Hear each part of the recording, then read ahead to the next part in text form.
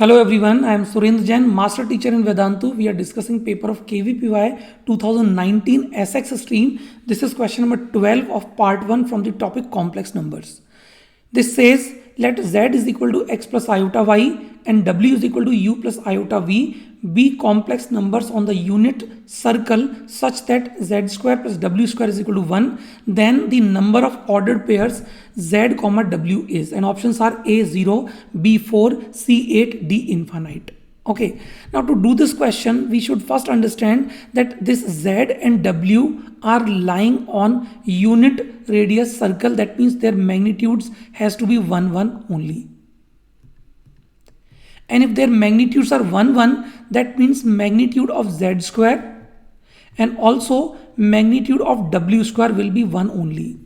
Now these z square w square are complex numbers of one magnitude, one length. I can also consider them as vectors. An interesting thing is that the resultant of these two vectors of same magnitude equal to 1 is also a vector whose magnitude is 1.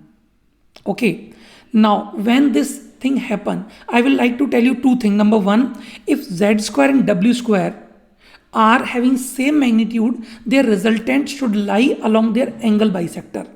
And now this 1 on Argand plane is nothing but this line like this.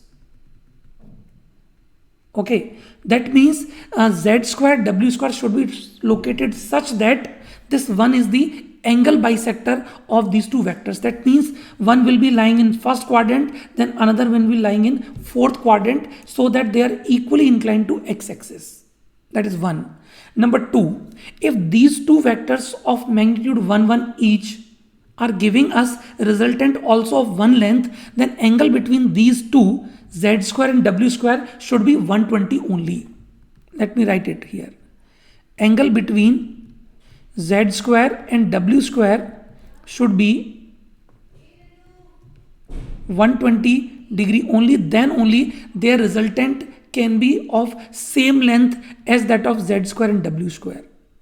So combining these two things, our z square and w square should be such that if z square is here, which is making 60 degree angle with this x-axis, okay, then w square will be down in fourth quadrant and this will also be making angle 60 degree with x-axis. Okay, then only our resultant can be 1. I think that should be clear to all of you. First, please think about this, then we will go ahead. Okay, now if z square is here, then where can be z? Z will be actually square root of z square. So as we know, for any complex number, there are always two square roots. In fact, we can denote them here also, because z square, if it is making 60 degree with x-axis, okay, its square root should be making angle 30 degree with this x-axis. In fact, there can be two square roots. The another square root can be, opposite to this z here. Let me call one square root as z2 and one square root as z1. This will be like this. Now similar to this, square root of w square, we can write here, it will be at 30 degree here. I can call this as w1, and another one will be w2 here. Okay, now they are asking number of ordered pairs z comma w. So I can choose any value of z1 or z2 in place of z, so that their square will be z square only, and similarly w1 and w2 can be chosen in place of w and their square will be w square only. In fact, I can swap z square with w square also, then also we will be getting this result valid. Okay, so there are three things where we can change. Number one, we have two values of z. Okay, then we have two values of w, and number three, we can swap z and w also.